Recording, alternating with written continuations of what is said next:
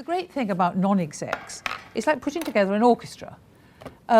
You need to know that you are a violin or a trombone or a piccolo. So a board is an orchestra of different instruments that together make a harmonious noise, as opposed to a discordant noise. And if a board has got a drum, they probably don't want another drum. If they've got a piccolo, they don't want another one. So a very good way of looking at it and what people are trying to achieve is to think, what are the instruments they might want in this orchestra? So, if they do business in Asia, or they're developing ideas in Russia, or they're moving into healthcare, or they're trying to sell to the MOD, is there something that you've got that is relevant to that business? Because that's why they're going to want you. So non-execs are very unlike executive jobs. Executive jobs, I often say, it's like first, second, third. But non-execs, all sorts of things become relevant. We were working for a big investment company, and it was all to do with how many of them were Scottish or not. We can't have too many Scottish, but I'm working with a very interesting FTSE 100, which has got a big balance between the UK and the US, but they're moving into Latin America and into other fast-growing markets. So, all these things become significant. It's rather like when you're in Northern Ireland, you suddenly it's terribly relevant whether you're Catholic or Protestant. You never ask this question normally. The minute you're in Northern Ireland, it becomes the most important question about anybody. And the question you've got to start off asking yourself is, who would want you? And if you don't know who would want you, then you better go home. But you need to sort of think about that in all sorts of ways. I always say to people, when you send me a CV for a non-exec job, put much more detail. The fact you were brought up in Scotland, the fact that your father was a doctor, the fact that you've had all sorts of random experience. But when they appoint somebody to a board, some of them are really looking for professional expertise in a way that never used to happen. I heard Adrian Cadbury on the radio this morning or yesterday, and he was the sort of beginning architect of this relook of the role of the non-executive director. In all my time, when I was the cabinet responsible for health, I used to go around the country in August and I saw every health authority and all the groups of trusts, and I used to say to all the people on the health boards, why are you there? If they couldn't tell me, well, they shouldn't be there. But you can see on a hospital, you needed somebody, they had very good doctors and nurses, so you didn't need them on the board, but you did need people who knew about property, IT, communications, HR. And so what do you bring to the party? And my problem is always, I know you're a trombone, but you seem to think you're a piccolo. So a bit of insight is pretty important in this regard. And then you want to think of companies that have got somebody like you on them, and work out why, and then look at the competitors and think, well, if they thought it was useful to have somebody like me, then there might be a gap for somebody like me in this other slot. So if I give you the first board I joined, I've been at Odgers now coming up 14 years. Also 14 years ago, I joined the board of AkzoNobel, which is a Dutch multinational. We acquired Courtaulds, then we acquired ICI. And I was diversity, I was the Brit. They had huge operations in the UK. They'd never had anybody on the board who was a Brit. Extraordinary. Dutch, American, and it was a wonderfully global business, but every board meeting started with gentleman and lady. This is how we always started, gentleman and lady. It's terribly funny. And in the end, it's absolutely true what they say about having another woman on the board. They brought on a terrifying Swedish woman called Peggy Brazilius, who's on every board in town, is a terrifying sort of feisty financial expert. And immediately the tone changed for me, so it was quite interesting. And of course, they were chemicals, coatings, pharmaceuticals. I'd been cabinet responsible for health, so I knew all about pharmaceuticals and so on and so forth. And the Dutch governance was having something about having somebody who understands societal relations, as they rather quaintly put it, but the broader picture of the role of a business in society, because I'm not somebody who's a financial expert. And how many of you can pretend to have any financial qualifications or expertise? How many of you think you could sit on an audit committee? Well, you're the lucky ones, because I don't want to deceive you. And Cindy's point was completely right. When you're running a board, who's going to sit on the audit committee and who's going to sit on the RemCo? And the trouble with people from the public sector is they don't know where the noughts ought to be in terms of RemCos. So I would say that, you might have a former permanent secretary on the audit committee or all sorts of stuff, but you're never going to get him on the remuneration committee because he just does not have the idea about how the remuneration should work. And I say, often talking, I'm on the RemCo of my various businesses, and I say, this is very hard for me because I've spent many years of my life working with incredibly well-qualified people, of a sort of staff of a team of up to 1 million people. But the question was recruitment, retention, and motivation. But the question was, what's the least we can pay these blighters without them leaving the health service? So it's a very different sort of conversation to that takes place in Remco's today. But there's no doubt that if you're financially acute, that's good. But I'll tell you, if it helps you, what was said to me on one of the boards I most recently joined, which I'll tell you about. I just thought I'd tell you my own little story because it makes the case so clearly. But I've recently joined Smith & Nephew, and the chairman, who's an excellent man, John Buchanan, said, well, Virginia, we're not sure about your financial skills. I said, no, it's not me. I'm not good at CapEx and all the rest of it. But I am very competitive. I really hate losing. And he said, yes, and you're very tough too. Yes, I'm very tough. People, you've got to do the right thing. You've got to be brave. You've got to stick, you don't, my pa always used to say, no one gets a salary and a round of applause. If you're getting a salary, you've got to do the heavy lifting. And you can see the boards where people just are not doing the heavy lifting, and you can see what happens to the business. Very often at the end of a person, they've had a happy time on this business, they've made their name, they've made their reputation. The chairman and the chief executive are much too cosy, and they're not just doing the difficult things anymore. And I think you have to go onto a board thinking, I'm going to do the heavy lifting. But just carrying on my little narrative about, why me, who would want me, as it were, I was then asked to join the board of Bupa, who'd been after me for a long time. And all my time in public life, I didn't think I should be on an independent healthcare company because the message was wrong. But I always rather liked Bupa, and then I'd been an association member. And then finally, they appointed a Labour peer, Sandy Leach, to be the chairman. Now, Sandy knows all about money and nothing about health. So I thought it was very funny then to have a Tory peer who knew all about health and nothing about money. And so I did 12 years on Akzo Nobel, I did 6 years on Bupa, and now I'm Smith & Nephew because I'm pretty busy, like from 10 to 7 in the morning with the day job. But it is quite good actually know what it feels like on a board, and the really difficult questions of being non-exec, and what happens when you don't like what you're hearing, and how do you handle it. You don't want to be the awkward squad. If you're the awkward squad, you feel that you'll be asked to leave the board, and then your name will be mud, because the next time you want to join a board, I'll ring you up and say, Cindy so-and-so used to be on your board. And what happened? Well, very clever, very principled. I'm sure there's a place where, Virginia would fit, but somehow it didn't work. Well, that's the kiss of death. So do not underestimate how difficult it can be as a non-executive if you become uncomfortable about decisions that are being made. If you're part of the awkward squad, you really feel for some of those people who were on the Royal Bank of Scotland, who really didn't like what was happening with Fred the Shred and Tom McKillop, and had tried in all sorts of ways to ask their questions. And of course, ultimately feel their reputations were tarnished. But don't go into it with your eyes open, understand just how difficult that can be. But just finally, Smith & Nephew, again, joyfully, Smith & Nephew are the biggest employers at the city of Kingston upon Hull, where I've been the Chancellor of the University for the last 6 years, and I've just been made Sheriff of Kingston upon Hull, whilst Peter Mandelson has been made High Steward, to the fury of John Prescott, who says he was a steward, but it turns out that Peter Mandelson's grandfather was High Steward. These titles that go back to 1440 in my case, but it's all, we pick up random things in our life, and whoever thought, and I did this part of my sort of Fabian instincts, that, too much of Britain is full of the prosperous South, and, there are hugely important cities in the UK that need champions, and I felt, I'm doing very well at Odgers, but I need my sort of social conscience needs exercising. I don't think that's the right attitude, because the other day I had to lunch the chief executive of B Sky B, Jeremy Darroch, and the chief executive of Pearson, John Fallon, and what have they got in common? They both went to the University of Hull. So that's what I go. So if anybody went to the university, anybody goes to the University of Hull here? I'd forgotten that. I'm on your council. Chris, I didn't know. I was looking at you. You did, Chris. I'm so rude.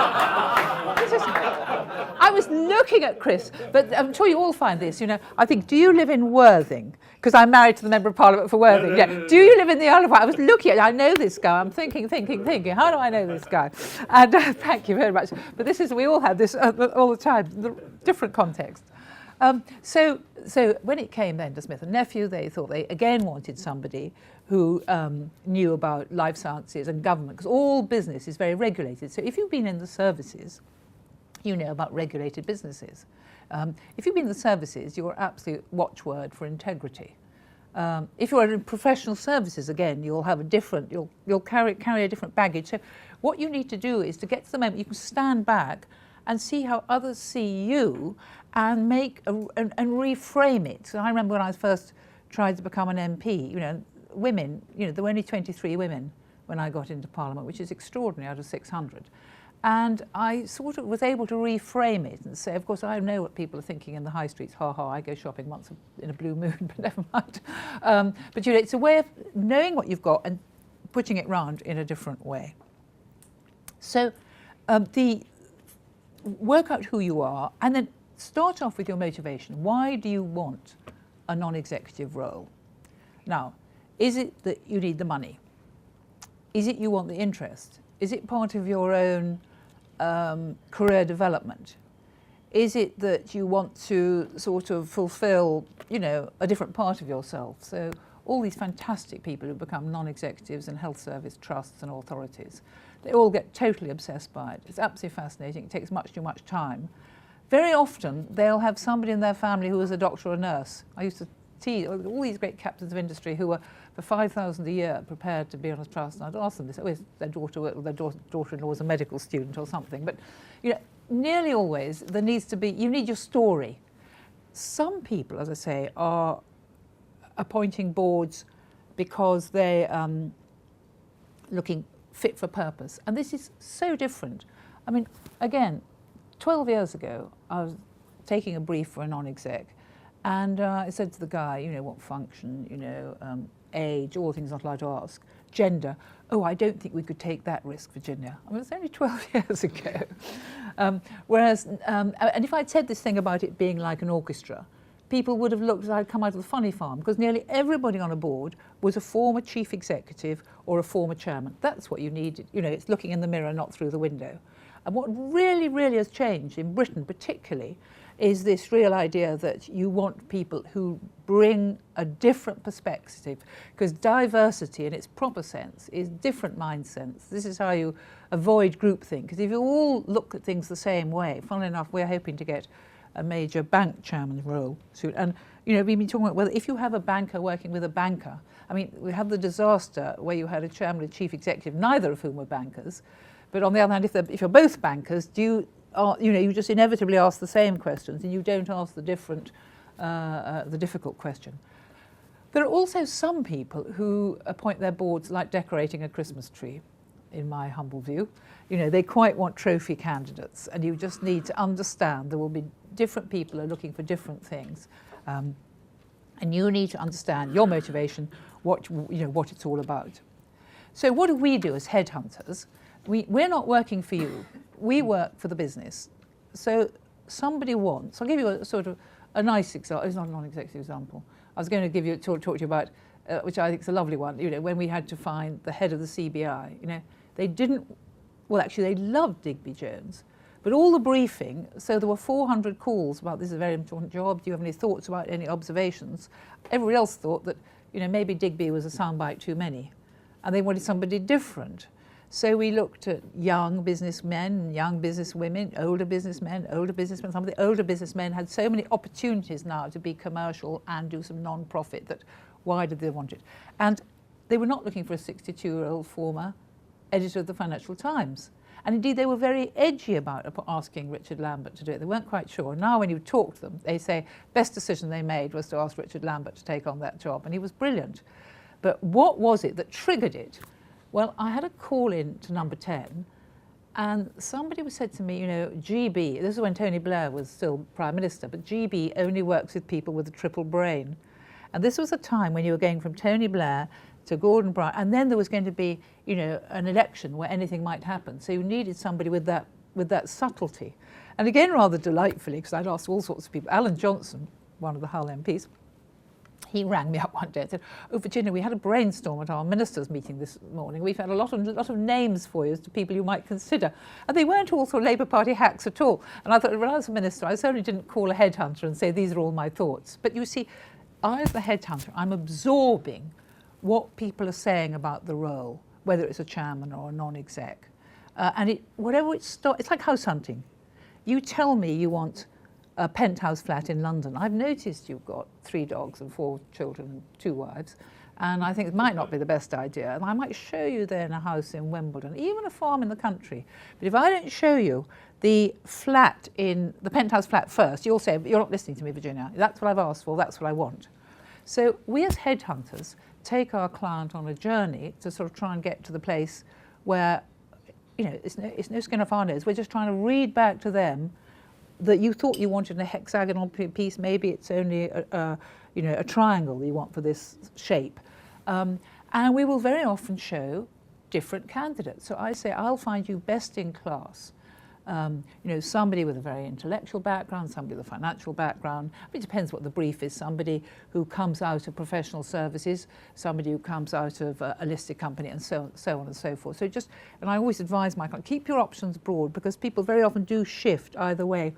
Now, for you as the victim, you're probably not at the moment going to go for the highest paid jobs or the most prestigious companies, so your headhunter will be earning pretty little, if anything, out of it, and there's a lot of these public jobs, so they will be rude to you, is what I'm trying to get you around to saying. High touch, when I'm finding the chairman of BAT or something, they pay me well, and I can give a Rolls-Royce service to all my candidates, keep them all in play, be very nice to them, handle their expectations. I've just got to tell you that, it can be a pretty mouldy business, but don't get paranoid about it. It isn't, it's nothing to do with you. It's about some headhunter trying to do 1,000 jobs at the same time, who in the best will in the world isn't treating you as the way you'd be treated at Odgers, but just understand how that works. And then for a non-exec, it takes a lot of sign-off. So the chief executive is probably going to have the ability to veto you. Properly, they shouldn't be the person who chooses you. And what you will say, of course, you want to meet the chief executive, because you wouldn't dream of becoming a non-executive director on a business where you hadn't met the chief executive. But the truth is, it's working both ways. So if the chief executive then says to the chairman, "Look, there were 3 good candidates, but I met Chris Lowndes, and I just thought, if Chris Lowndes comes in and I go out, he's going to listen to that." And he'll want to meet the finance director. So it's handled by the non-execs, but the execs, have quite an influence. And so our job is to try and sort of take it's like a matrix feedback system. Some chairmen, absolutely, I pick my board. Occasionally, the head of the nomination committee is not the chairman. This is one of the things that Derek Higgs wanted, and there was a riot. They said the one thing the chairman's got is the ability to pick their board, but there's still some cases, very big boards, where the nomination committee might be chaired by the SID or somebody else. And so the process is, we've taken all these soundings. We've helped develop the brief. We then go and look for people who we think approximately will meet the brief. And to do that, we phone friends. We phone people we know. We phone people we like. I always joke and say there's no major board appointment which I handle, which I'm talking to either David Mayhew from Cazenove or Stuart Robertson, who was chairman of Rolls-Royce and was at Goldman. These are wise birds who I know are going to say, "Yes, Ned," will tell me what I don't want to hear. And when I ring and say, "Look, tell me about Cindy," I'll say, "Well, I never ring I never say, "Cindy's got the job, we just want your references." I always say, they're looking at 2 or 3 people, and I thought you knew Cindy, is there anything you want to say? And they'd say, "Well, Virginia, if you've got any other candidates, for God's sake, get them." Alternatively, or they'll say, it has to be people I trust. So it comes back to you and your references. Your references are very important, and you need to know what they're going to say. So my advice to you is, at the earliest possible moment, is think of the people who might be a reference for you. And ring them up and say, "Look, I've been thinking about non-execs, or I've been invited, or whatever it is," and say, if I need a reference, is it something you'd be willing to do for me? And then listen, because if they say, if you tell me you're punctual, reliable, accurate, good-tempered, but the reference says you're bad-tempered, disagreeable, unreliable, you know, it's what you call a mismatch. But if he's going to say you're unreliable, and you could possibly say that you're creative, you're, you know, you bring a different perspective to it. I don't know what it is, but for goodness sake, listen. And the other thing is, these people will actually tell you things about yourself you haven't quite. You're so used to being yourself, you forget how others see you in this role. Also, make sure the people around you know this is what you're hoping for. So I might ring. I might do it anonymous. I might ring a board and say, look, Fred, I think do you know anything about Fred? I might say, you know, someone in my business has got has got a job coming up where they're thinking about Fred. So I'd be very, very careful not to, and that could be a charity role, so I'd be very careful not to destabilise their executive position. But, you know, people will ring your key people. So your chairman, your own non-execs, you know, go and ask their advice. How would you do it?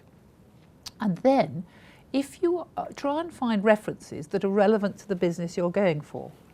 So I give the women is the example I give. There's all this stuff about mentoring women. And I say two things. Well, I don't know what good it does the woman, but you can't imagine how many men ring me up and say, well, I've met this woman, Susan, she's brilliant, she's fantastic. Do you know what? I say, I'm so pleased you've met Susan. Now, I've known her forever, but I'm pleased you now understand what some of the issues are. But more relevantly for a lot of you, why did the head of Save the Children get onto the BT board? I'll tell you, because Mervyn Davis was her mentor, and he battered, you know, he kept saying to Mike Rake, you should have her. So in other words, my client will say, I don't know Mary, but if John Parker says she's good, then she must be good. So your references are often a kind of quality check. It's rather like, you know, if you've been at McKinsey, if you've been at Shell or BP, it gives you a brand. You know, I don't know this person, but they come from a club I recognise. So although it's not allowed to be the old school tie or the golf club, the point about the old school tie and the golf club is that you could trust these guys when boards meet irregularly and often in a crisis. And if you're all a disparate group who don't really know each other, the chairman's sort of uneasy about how, you know, are you going to be leaking to the press? Are you going to speak inappropriately to the executives? Are you going to have offline conversations with the investors? So there's a really important part about a board is having a cohesiveness and a trust. And cohesiveness and trust, when you're different sorts of people, becomes something you have to work at.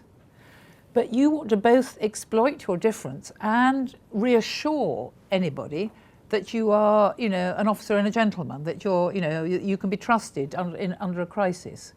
Which is why when you're thinking about references, you know, just think about the message they give. So I'll give you an example. I often see outgoing ministers who are thinking, what next? And I sort of say, well, you can go into business or show business. People in business hate show business. And if that's where you want to go, don't go into business. If you really want to go into business, you've got to think about this. And there's a lovely man, Chris Pond, who was a Labour Treasury Minister who'd lost his seat. And so he came to see me, he wanted to go into a charity. And I said, well, who are your referees? And he said, Tony Blair, I suppose. So I said, fine, who else? Gordon Brown. I said, did you realise people hate politicians? One's bad enough, but two is dreadful. Now, who else have you got? Do you know any people in business? And so I said, well, what about the perm sec? He didn't think of that. So I rang his permanent secretary and said, what sort of guy is? Can he work in an office? Does he work with people? You know, does the rest of it? And of course, his perm sec, he's a lovely guy. You know, it was delightful about him when he became chief executive of one-parent families or one of those sort of things. But it's just be cunning about your referees and what they mean. So on you go. You know, you've got, so they've been interviewed, you're on the long list, and then you start meeting people. And then you go from a long list to a short list, and then you hope you're going to be the person. But be a good loser, because once anybody's interviewing you, you're sort of getting, you know, you're getting closer and closer all the time. And if you've been working with a headhunter, you'll then be maddened because the headhunter keeps ringing you, asking for ideas of people who aren't you. I think it's very, very tacky when they sort of say, I'm doing this job, blah, blah, blah, blah, and they go and then say, might you be interested? I sort of say, I've said up front, you know, I don't know whether you'll be interested, and let you say your bit before I sort of take you up the garden path. So all the way through, you're thinking about your, you know, the impression you're making. So that's for the headhunter bit. But actually, the only thing I thought Cindy's comments were absolutely excellent, except that I do think a lot of people still do it themselves. They really do it themselves. And right up, I say to my colleagues, who are very sort of pure about the proper process, look, an awful lot of people, they might use a headhunter as a fig leaf, but they know who they want. And family businesses, for example, there's a lot of privacy. Family businesses very often use somebody recommended by one of their professional advisors, but they might well take the retiring accountant or lawyer who's known the family over many years. And so there's a lot of chat about it being done by headhunters, and they've certainly got to defend the process. Because the textbooks are all as the textbooks are. Look, a lot of people still do it the way that suits them and it works for them, and they've been around a long time, and it's not all bad. Advertisements. So we have a website, other headhunting firms have websites. If you're interested in a government role, and these government non-exec roles are really interesting. At the moment, there's absolute clampdown against using headhunters by the government. So they're doing, there's an awful lot of DIY.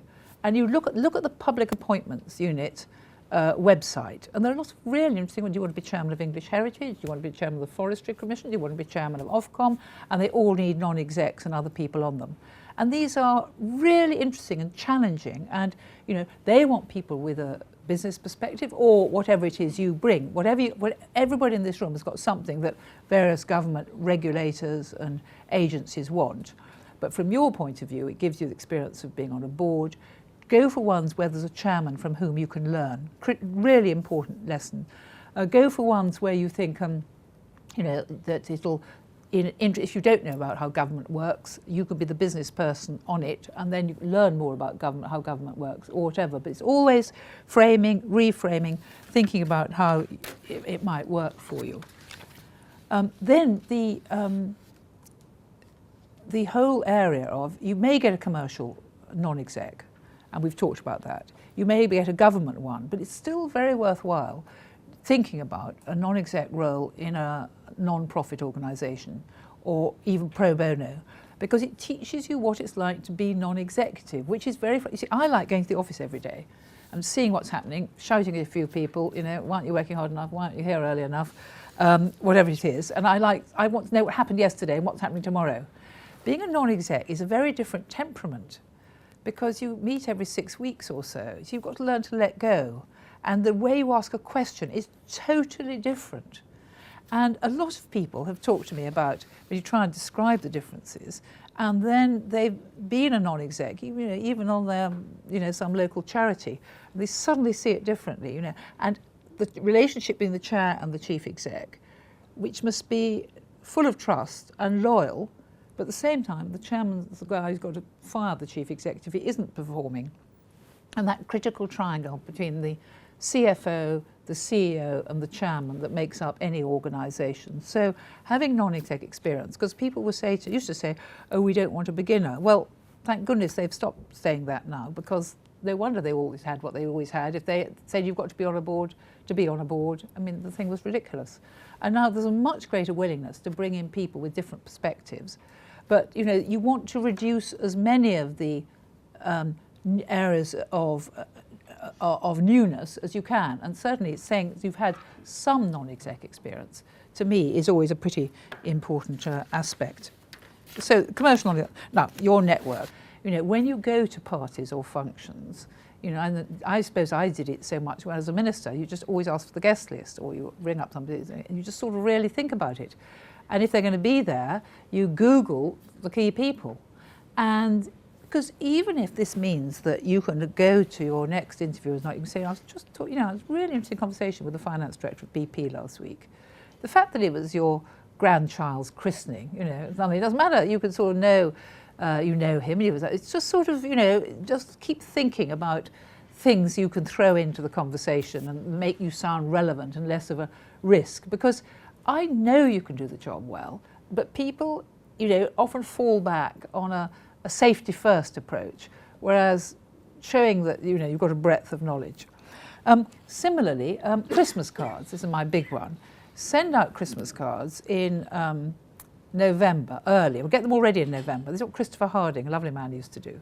And get something, not some stupid penguin skating on the ice, something that looks quite corporate, and get it printed with your contact details. Because if you're leaving a job, you say, oh no, who was that guy? He was the ambassador in Paris. He would be brilliant on EDF. Oh, I don't know where he lives. Where is he? You know, what is it? So something which either has enclosed or printed your details.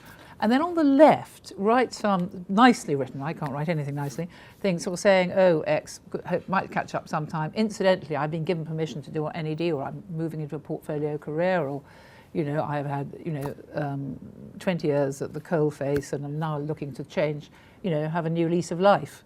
But the message is upbeat and energetic, and it says you're looking, because then the people you send your cards to might be the people I call and say, oh, I'm looking for somebody, I don't know what I'm looking at. Well, that's very funny because, Thomas just been in touch with me and I know what he's looking for is this, that and the other. And the international aspect is really important. Similarly, I mean, I think I only network through my children. My son and daughter-in-law met at McKinsey. So I always say TMM, too much McKinsey. Got TMF, too much football, and TMM, too much McKinsey. But, it's extraordinary how you can learn through, once you know, if any of you are anything like approaching my age, which is most unlikely, you've probably got terribly bright next generation people who are working very interesting businesses. And then when you go for an interview, you sort of say, well, I was talking to somebody in this industry who's just coming in, it's talent retention is so important, and just keep thinking everywhere you are and everywhere you go, how you can make the connections, what people do. And the other thing is, people who are non-exec, ask them the difficult questions. If they're a chairman, what do you find most irritating in a non-exec? Well, they'll tell you it's opening the papers for the meeting as they arrive in the room. And what were your early experiences? What more can I do? And for goodness sake, do your homework, and do your homework in the sense that, I always look at where people went to university, because I hope they might have gone to Hull. I look at where they live. I'm interested in their families. And I'm like this. So I'm the sort. People say, when they say to my family, "Why has Virginia been such a successful headhunter?" They say, "No. Virginia was made to be a headhunter. How did she ever survive in politics at all?" Which is really the right question. But try because this whole thing about being a non-exec board. There is a sort of a warmth and a solidarity. You have a sort of dinner the night before, and they want it not chummy, but they need to be people with whom you can get on quite quickly, and listen to the negatives, and just be relentless. And I'm sure you'll all be successful. And I'm sorry if I've overspoken. Questions?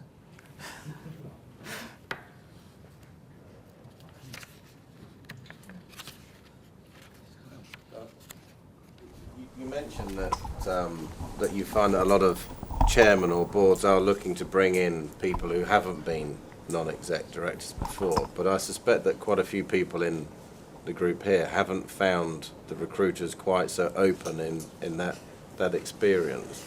The recruiters seem to be always looking for somebody with exactly the right, perfect experience. How do you sort of I didn't mean that? They're looking, but they're prepared to take somebody now. But I mean, I don't know how to. I know that a lot of people who work in this market, I don't hugely admire what they're doing, and they're taking the easiest way through. So I hate that. I always say to my gang, right, if I could think of your shortlist in the bath on a Sunday night, you haven't done your job right. You've got to have original thought. You've got to go further. But it's one of the things that I can remember when, different job, I was on the team to select the head of the British Council, and Peter Carrington wrote a note to the selection. He said, this man, David Green, is a big man. He's now ready for a big job. So if you've got somebody else, occasionally, it depends, I don't know enough about you and your people and your colleagues, but sometimes, if an unsolicited, there's never any harm. I don't say don't do it all the time, but if you suddenly, this is a job I really think I could do well, you've talked to somebody about it, and they think, them saying, you really ought to think of so-and-so, can be a good way of getting you an interview. Or you need to, that's why, you may get a commercial one, but there's a lot to be said for going through some of these government roles, which are fascinating. I mean, like Rob Margits, who used to be chairman of Legal and General, and I think of Anglo, wasn't he? No, Anglo, was it? I don't know. But he is the chairman of ordnance survey. You know, so and the people on the board, those board. I mean, it's a terribly interesting learning experience, and you're working with other people. And it just so I need to cross-question you about what you bring to the party. Yeah.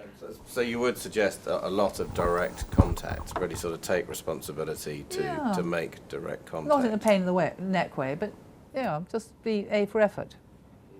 Because if you're eager about the process, you'll be a diligent non-exec. Who else? I mean, anyone disagree with me? Somebody, Cindy, what have I said that's wrong? No, where do I start? Oh no, that's a terrible question to ask me. No, there's nothing I thought was wrong. No, but anyway, questions, comments, anything? Is it worth having general discussions with a range of headhunters rather than going for a specific position, identifying the person who's handling that, and or is it worth, as I say, just investing a bit of time in having discussions with people such as Odgers and other headhunting agencies? The trouble is, we are incredibly busy, and what we call unsols, unsolicited, are a complete pain, to put it bluntly. So I feel I must see outgoing permanent secretaries, I must see anybody who I've worked for, I must see, the vice chancellors, I must see cabinet, lots of people I can't get away from. Then I have to see people who are sort of, in any way, got a personal connection with me. So then the ones who are strangers. So I look at that. I mean, who do you work for or have worked for? Well, I've just left the Air Force. Yeah. So then I might say, well, there are some who love, we like people in the services at Odgers. We sort of think they're good people, they're straight. The thing about people in the services, and you're made for the health service, because, and particularly the sailors are, because, hospitals are a closed community that goes mad after a while. And, they all sort of sow in, emotional sort of, tension. And the great thing about people from the services, you communicate well. You can both give orders and take orders. You can cope with ministers. And if you've got to take somebody outside and shoot them, you'll do that as well. I mean, you really are, I think you're absolutely, I think you really do well. And you've got real leadership style. So I think it is a good fit. I mean, the other place you all go, a lot of you go to delivery companies, trade bodies. Trade bodies are really interesting places because they're they're much more interesting than people realise. And they're, they're sort of political, they're to do with media position. They're terribly interesting. And they're, herding cats because all the different members of the trade body are such a pain. But so, what was your question? Oh, it's us. So the truth is, if somebody could have a word with me, as it were, you want to flag your interest, but don't be too hard on them if they don't have time to see you, because it's hard to see. I keep saying to my person, let me have a cup of coffee, maybe just sort of see 5 minutes of somebody. But when you're doing an assignment, you need to interview each candidate for an hour and a half. You will have done, it takes hours and hours and hours with your client, with the candidates, if we're doing a really high-level searches. The people find it really difficult to find the time for the unsolved, but there might be a researcher. So one of the things, sensitive things to do is say, look, I wonder whether I could touch base or come in. Or alternatively, give them a bit of advice, then they feel duty, get into their guilt trap. So, So whilst you don't want unsolicited phone calls, what about unsolicited invites to birthday parties? Definitely don't go there. No, we do have, but no, we have unsolicited, that of course, and we have people all the time writing in, but it's the one who says, can I meet you when I'm in London? And what I'll try and do is make sure they meet somebody who is from their sector. So if you've worked for, Rolls-Royce, and you're wanting a non-exec, the person who's most interested in meeting you, actually the person who's worked with Rolls-Royce. So there's a bit of, I'm trying to be as honest as I can with you how the system works and why people sometimes feel, that it's hard going. I really agree with that, actually. So understanding, because obviously Cindy and I work together in a much more of a niche headhunting environment where we're looking into the private equity space, and we have a slightly different approach, but we make that very clear. We do meet a lot of people, but I utterly agree in terms of people saying, can I meet you on Tuesday at 12 o'clock? It's like, well, no, I'm running a business. We do need clients in order to find jobs for you to get paid. So it's about understanding the messages and not taking it terribly personally. and being sort of hurt about it, and then actually aggressive is the worst way to go. Obviously, getting why won't you see me? It's like, well, okay. And for goodness sake, you don't need us to, for goodness sake, be nice to the PAs. Because we know immediately when you've been all the people at the door, you know. But that whole kind of idea about, you know, our relationship's terrible, I get, and I'm like, well, we don't have a relationship. You've emailed me 20 times, isn't that stalking? You know, it's about really sitting back and thinking, okay, you know, really understanding and not taking things too personally, and getting the messages clearly. You're being very clear about how you want to deal with things, and, you know, taking that as read. It's rather than trying to buck a trend, but be focused and eager. But repetition does not make you relevant necessarily. It's true. I have a question. Oh, you'd like to tell me where you're from, what your background is? Background, big corporates and then SMEs, and now I'm a non-exec and an executive director. Oh, yeah. And it was really about that I wanted to ask. It's a question of the optimal number of roles that one can really take on. And as a headhunter, do you look at it well if someone has a long list of roles, or are you concerned about capacity and time availability? And how do you look at that? In my case, and I guess quite a few people here are in that transition from executive roles into non-executive roles. I've sort of gone a bit down that path, but is that perceived well, or is it perceived as a limitation? No, well, how do you read that? they like lots of things. They like the fact that a lot of people on a board are quite happy to have somebody who's in an executive position. Otherwise, boards are full of people with a great future behind them.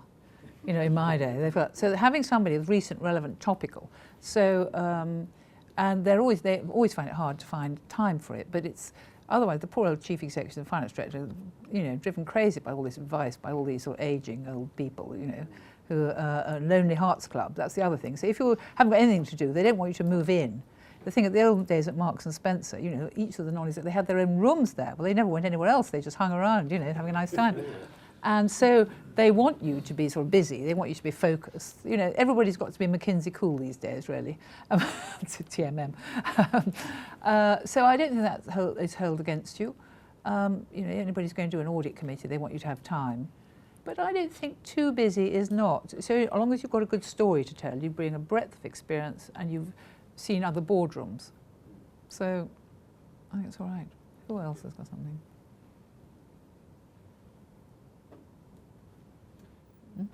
I'm still slightly lost, Virginia. How does one come to Rogers and say, here I am, I'm in transition? Well, tell me your background. This is me. I'm in the military. I'm in the Air Force working in NATO headquarters at the moment. And will be for a while. Yes. But when that time comes, Yes. do I write to companies? You certainly use the Officers Association. Because Right. we use the Officers Association a lot. We love the Officers Association. You know, at all levels of people. We think they do a really good job and we like the guys. But then you write and you sort of say what you say is, you know, I will then look at what, I'll have a sort of, you know, talk with my Thomas and I'll think, who at Rogers is most likely to find you something? So do you think you're looking, do you know whether you're looking commercial, non-profit, government yet? I think commercial and probably defence related. But the other key thing is think of 5 people who you want to be. So I say to people, I can find any number of jobs for tall, bossy, fair, old women, younger than me, you know, so I can pass them on to them. So, you know, it's the person. So if you were a diplomat, you know, John Kerr, brilliant man, you know, he's now of a certain age, and obviously he's coming off his boards. So if you come out of the services, I used to say to the permanent secretaries, do you want to be Robin Butler or do you want to be Terry Burns? So Robin Butler went off to be head of Oxford College, Terry Burns went off into business, Channel 4, Santander. So the thing, if you come out of a sort of an area where, just think what your predecessors have done. Think of somebody 15 years older than you know, who's possibly just, the ones closer in age, you know, what they're doing, and the ones on from there who might be shedding, because they'll often say to you, look, when you know, anybody who comes off a board, they say, look, Virginia, you know, who can you think, or Fred, who can replace you? And get going on those Christmas cards. But then you're writing to us, yes, but with a sort of a sense of, if you do a bit of homework, you've seen what other people have done, you'll probably create more realistic expectations. I mean, do you know about security? Cyber security? I guess I do. That's a very sexy subject now. we're all gone cybersecurity crazy. We've had. I'll send you my feed. Yeah, this is what you need. I mean, it's absolutely flavour of the month. It's rather like, you know, women are still okay, but international is really useful and important. But cyber is, you know, nobody wants to do about it. Nobody knows what to do about it. So it's presenting, you know, be fashionable. You've been on point for now for 45 minutes. There is a light lunch next door. That's great. And I know you have to leave in about 15 minutes. Thank you. On behalf of everybody, thank you very much indeed. But of course, you will be here for 15 minutes.